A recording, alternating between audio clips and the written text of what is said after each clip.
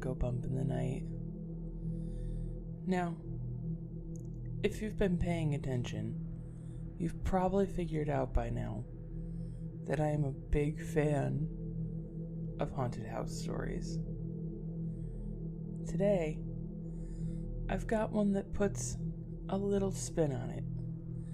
So, take a seat, hang out, and listen to the voices of Hotel Grossling. There's a historic establishment in upstate New York known as Hotel Grossling.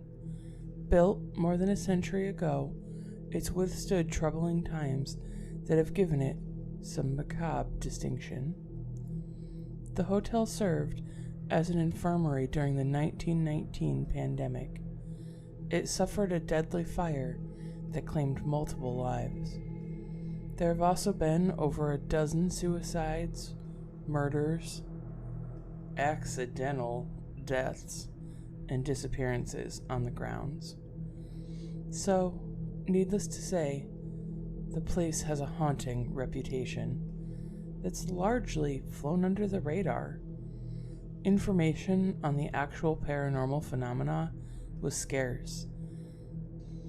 But what little I collected were accounts ranging from moving objects to disembodied voices to full-bodied apparitions and physical attacks. I was always fascinated by the unknown, having read dozens of books, explored several mysterious places, and I'm even part of a research team. This infatuation even influences my travel plans. I've always looked up haunted spots to visit or stay when on trips, and that's how I learned about Hotel Grossling. It happened to be right outside the town of a conference I was attending, so I booked a one-night stay. The building was a towering, pale yellow structure, valiantly withstanding the test of time while preserving its old-world charm. The front desk workers clearly weren't used to so much foot traffic this time of year. There were two goofy 20-somethings with squinty, bloodshot eyes, indicating how they passed their time, who giggled and bantered back and forth for a full minute before being aware of my presence. "It's okay," I said with a smirk, while they scrambled to try and play off their obliviousness. Really, I can't say I blame you guys. When they eased up after my lax remarks, I asked them what they knew about the hotel's haunts and if either had had any experiences. The taller, messier-looking one, whose name tag read Joe, said he'd been there for a few years and claimed to have only had minor occurrences, like strange voices and moving shadows, but nothing too extraordinary. It seems like everyone's experiences are different, Mike, the more well-kept and presentable-looking of the pair, said. If you talk to 10 different people who said that something happened here, you'll get 10 different stories. When I told them about my involvement with paranormal research and asked if I could explore the hotel, however, they said that the current owner was vehemently against acknowledging its haunted side and actively concealed any stories or accounts from the public eye. Now it made sense why the information about this place's ghostly aura was so scarce. "Isn't she related to someone who died here or something?" Joe asked about the owner, to which Mike shrugged, saying it was just a rumor. "Maybe I'll ask her about it on my last day, if I ever leave," Mike said as he handed me my room key. "But for now, I sorta like having a job." Since she wasn't there that night, they said I could check the place out if I was discreet and considerate of the other guests. They even put me in an especially haunted room, room 902, claiming previous guests have experienced strong smoky odors, spells of sweltering heat, along with hearing scratches, bangs, and muffled screams coming from the floor. Before sending me off, Mike and Joe told me some stories they heard from other coworkers, including a few about guests getting so spooked they departed in the middle of the night. One person literally left all their bags and stuff here, Mike said, causing him and Joe to break out in hiss-like chuckles. They never came back for any of it. While their stories were compelling, I initially wasn't sure how much I bought into everything they told me about Hotel Grossling. Them being inebriated made it hard to gauge their sincerity, leaving me to wonder if their anecdotes were genuine or just ramblings of two bored stoners who found amusement at the expense of their guests' gullibility. To my disappointment, nothing unusual occurred over the 3 hours I spent snooping around the hotel. Despite being armed with a digital recorder, spirit box, EMF meter, and GoPro, my equipment didn't catch the slightest whiff of anything paranormal. I even spent a full hour in the stairwell outside the 8th floor, supposedly the hotel's most haunted, which had been closed off to the public for a few years, and I only heard the sounds of my own breathing. Mike and Joe weren't surprised when I said my night was uneventful when I saw them while heading back to my room. They did offer some encouraging words, saying the hotel's permanent occupants didn't come out every night, and it gave me reason to return in the future. Again, it was hard to read those two clumsy, giggling oafs, but their comments and jesting attitudes further dissuaded me from believing there was anything mysterious about this place. I put most of my equipment away and got ready for bed. Immediately after an investigation, I usually run any recordings taken through a few different programs and apps on my laptop in case I missed something initially. Despite beginning that process, I was so demotivated, it drained my desire to do anything more paranormal related that night. I set my recorder and laptop next to the nightstand's clock radio, whose glowing red numbers showed a time of 1:38 a.m., and drifted off without much issue. Waking from this particular slumber felt like exiting the deepest, longest sleep of my life. Expecting it to be morning, I was surprised it was only 4:08 a.m. "There's no way," I muttered, checking my phone to confirm the time was in fact correct. Still very groggy, I fluffed my pillow while turning to the side. I was about to put my head down, but noticed another glowing red light on the nightstand that wasn't part of the alarm clock. It was my digital recorder. It was recording? I thought, while grabbing the device, confirming that was the case.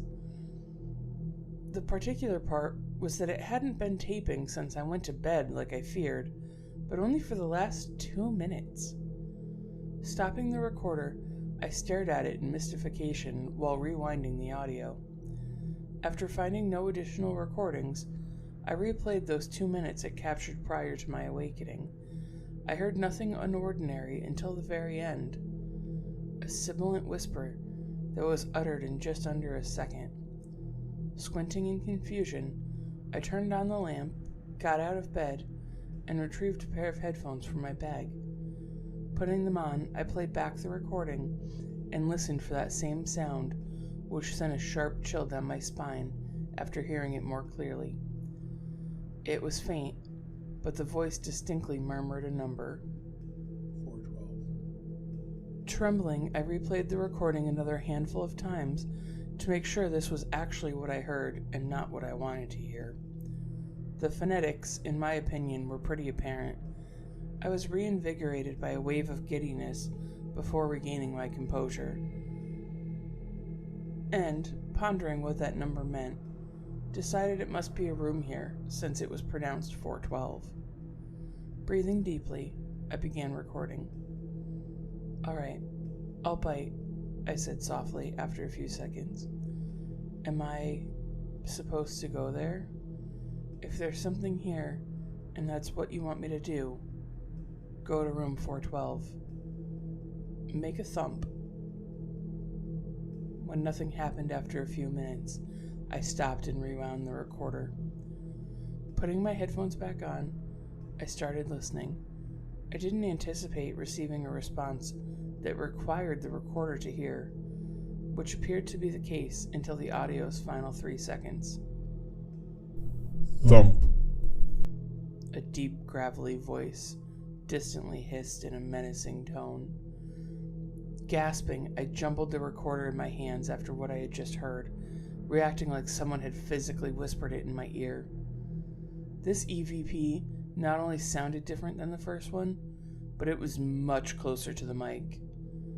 I tried reminding myself that this is what I came here for, but the giddiness and excitement was getting replaced by a looming sense of edginess and apprehension.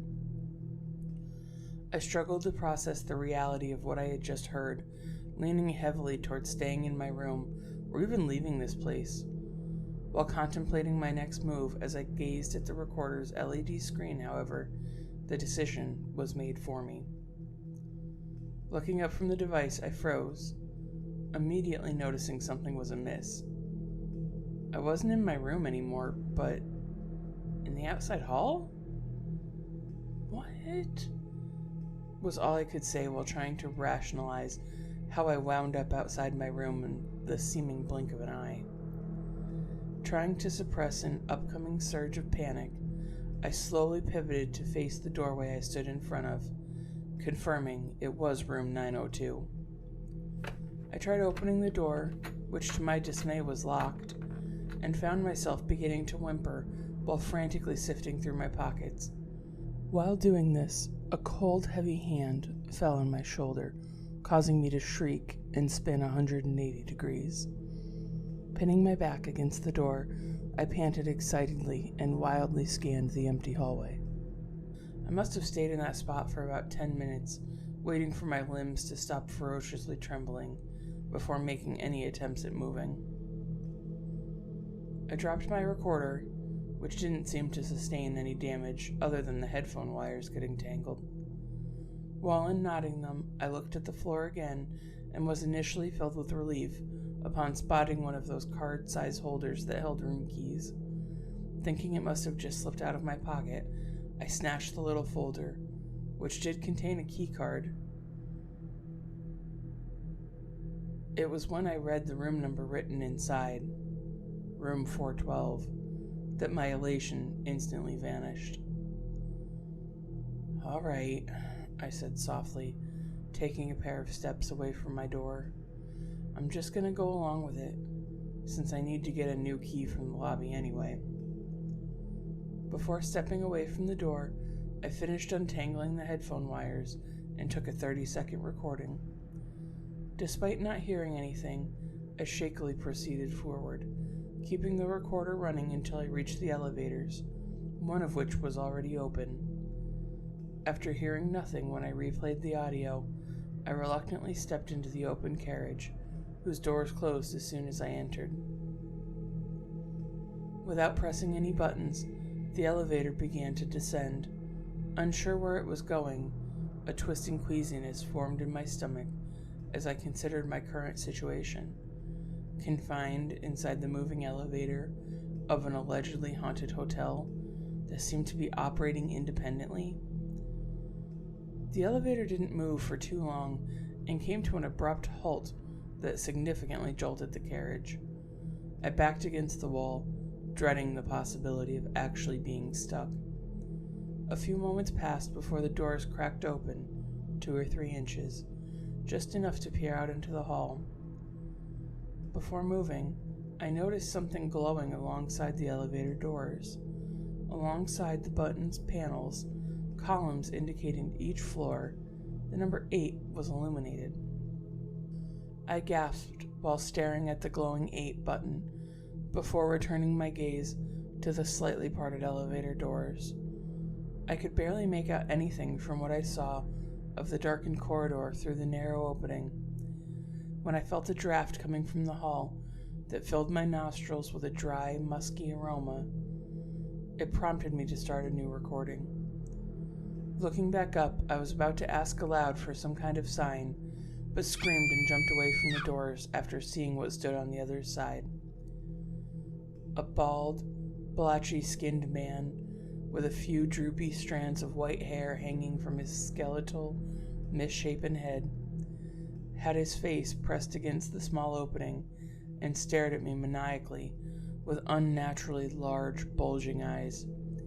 He had a pointy chin and a beak-like nose, along with a wide, deranged smile that flashed his stained, jagged teeth. It looked like he hadn't been in the sunlight for months, and the tattered, grimy rags he wore made me think he might be a squatter or a junkie. I stayed against the wall, using the handrail to support my weak, shaking legs, when the man's lips began moving. He made no sound, but continually mouthed something for about 10 seconds, before pulling his face away and disappearing into the pitch darkness. Before I could even react, the elevator doors shut and the carriage resumed moving, after which I noticed the panel's circular 4 button was now lit. When the elevator arrived at the 4th floor, I remained inside rewinding the newly captured audio. Putting my headphones in, I replayed the recording, noting the sounds of my screams, indicating when my encounter with the crazed man begins. At first, all I heard was my frantic breath, until another voice began repeating the same phrase. You're the key, you're the key, you're the key, you're the key, you're the key, you're the key, you're the key, you're the key. The voice spoke abnormally fast, in a raspy, high-pitched tone, sounding desperate and intent. It took a few replays to pin down exactly what the EVP said, and I was further unnerved after acknowledging how precisely the audio coincided with that crazed man's lip movements. How couldn't I hear him with my own ears, but the recorder did without issue, I thought, staring perplexed at the device. The elevator's lights started flickering, which was enough to get me out of the carriage. A sign showing how the floor's room numbers were directionally divided indicated that I had to go towards rooms 400 to 439. The 4th floor's elevator led me to a hallway lined with windows on my left and rooms on my right. I started a new recording as I counted the number on each door and zeroed in on 412. I approached a turn in the hall, where a pair of vending machines were tucked into a corner formed by 2 intersecting corridors. A noticeably tall woman stood in front of the vending machines, looking like she was deciding what to purchase. Though she had her back to me, I noticed something was off about her. She looked very ratty, with dark, knotty, frazzled hair, soggy-looking skin, and more baggy clothes. Cargo pants, a hooded sweatshirt, a long overcoat, all different shades of brown, black, and gray. The most peculiar detail about the woman was the sickly yellowish tint that seemed to coat her skin, her hair, and even her clothes. She probably wasn't even staying at the hotel, I thought. She must have slipped in unnoticed. Given the apparent ineptitude of those 2 front desk workers, it wouldn't have come as a surprise. Paying no mind to the woman, I glanced at my recorder, but paused when I saw it wasn't taping. Though I'd remembered pressing the record button just moments ago, it seemed to stop after just 5 seconds. Pursing my lips in frustration, I rewound and replayed the recording while rounding the hall's turn. 2 words were spoken by a gargled, muffled voice that made my stomach sink. Turn around. I wish I hadn't, but did out of instinct. The woman now faced me, but was bent backwards in a disturbingly unnatural posture, her arched body resembling an upside-down U. Her mouth hung open like she was frozen mid-scream, and although I only saw her for a split second, it was her eyes that paralyzed me with unfettered terror. She didn't have actual eyes, but 2 small mouths that looked to have been stitched over her sockets. The worst part, though, they were smiling? The hallway lights went out for a brief moment, temporarily shrouding my surroundings in darkness. I scurried back from the vending machines in response to the eerie sight as the lights came back on, revealing the woman had vanished. I nervously mumbled to myself while backing away, reiterating this is what I came here for, not pivoting until I put good distance between myself and the corner. Despite constantly looking over my shoulder, I focused on trying to find room 412, going up and down the intersecting hallway before returning to the vending machines. I wondered if I was missing something or even counting properly. The rooms on this stretch of hallway were 413 to 439. From the elevators to the corner, they went from 400 to 411. I rechecked about a dozen times, but room 412 was nowhere to be seen. Scratching my head, I walked up and peered out the window alongside the vending machine that overlooked the hotel parking lot. Holding the supposed key for room 412 in one hand and my digital recorder in the other, I shrugged and started a new recording. Room 412, I said softly, trying to be mindful of any sleeping guests. Where is it? While standing adjacent to the vending machines, I silently held the recorder. Something about the section of wall they were in front of caught my eye. I started making out what looked like a vague, vertical rectangular impression through the striped reddish-pink wallpaper. The longer I observed the irregularity, what I was staring at became clear. Was that a door? Yeah, it was definitely a door, I thought, shaking my head affirmingly. The wallpaper was laid over this doorway, with the two vending machines placed in front, clearly intended to keep it concealed. I stopped and rewound the recorder, ready to replay and listen for any EVPs, when a voice coming from behind me caught my ear, giggling. Turning, I spotted a pale, crouching shape peeking out from one of the doorways, roughly 20 paces from where I stood. The figure made deep, heaving chuckles and snickers that it maniacally swayed in conjunction to, barely sounding like they could have been made by a human. After seeing that I noticed it, the figure slowly crept into view. Its appearance made my blood run cold. It was that crazed man from the 8th floor. Seeing him entirely, I guess he must have been about my height. He had frail, lanky limbs and molted skin containing a slightly reddish-green tint. The tattered clothes he wore were covered in dark stains and littered with holes, looking like they hadn't been washed in months. He stood at an awkward angle and continued rocking erratically before unanticipatedly charging in my direction. I instinctively put my arms out in a vain attempt to shield myself from the oncoming maniac. Stumbling backwards, I quickly lost my footing and fell in between the two vending machines, widening the slim space amongst them as I landed in a seated upright posture. I crawled back another couple of inches until my back hit the wall, feeling certain I was about to face a gruesome demise at the hands of this deranged fiend. Some seconds passed, and I realized the only sounds I heard were my own terrified cries. Lowering my arms, I was astonished to see an empty hallway before me that, after my screams finally ceased, was yet again deathly quiet. My heart pounded rapidly, and I breathed at an equivalent pace, waiting until I had regained control of my fiercely shaking limbs before standing. Soon as I began doing so, however, a thunderous bang came from behind my back, the single Knox vibration going through me as I sprung up and leapt out from between the two vending machines. I quickly noted the deafening boom came from the door of the vending machines we're positioned in front of, which is when a thought occurred to me while sprinting down a hall that made me stop dead in my tracks. How could that door, I thought, have something behind it, but be on the side of the building that overlooked the parking lot? I dared not look back and raced to my room, too blinded by my fear-induced panic to realize the door was now cracked open, where I hastily packed my belongings in under 2 minutes. Taking the elevator again wasn't happening, so I lugged my bags down the stairwell. While speed-walking through the lobby, I heard the two front desk workers chuckling. "So, did you find what you were looking for?" Joe called out sarcastically.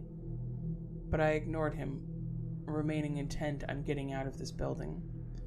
"Everyone's experiences are different," I heard Mike say right before bursting through the front door. A few months passed, over which the trauma from my horrifying experience is still fresh. I had since distanced myself from anything paranormal, having come to terms that I definitely got more than I bargained for at Hotel Grossling. I thought about that night frequently, and for some reason wasn't overly surprised when I received a package from the hotel. This reminded me I still had the key that supposedly went to room 412, which I held onto by accident and never got around to discarding. Perhaps I was too afraid. The package contained a handwritten note and my digital recorder. Although everything that happened, I actually forgot about losing my recorder, which I remembered dropping during my encounter with the crazed man on the 4th floor. The letter said, "Mr. Mora, along with this note, please find your digital recorder. It was discovered under a vending machine on the 8th floor and identified as being yours by 2 of our employees. It appears to still be in working condition and did not suffer any damage.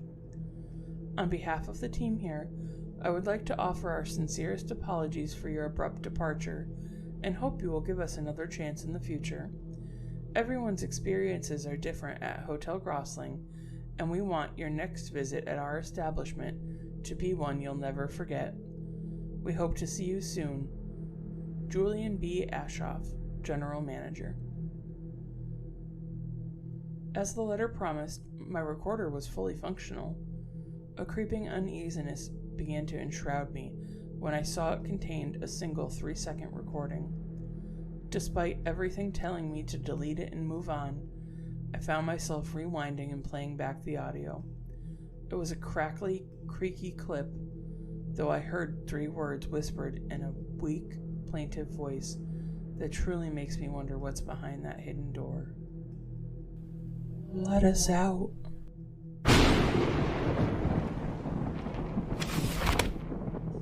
And that, dear listeners, is the story of the Voices of Hotel Grossling. What would you do if you got that letter? Would you go back?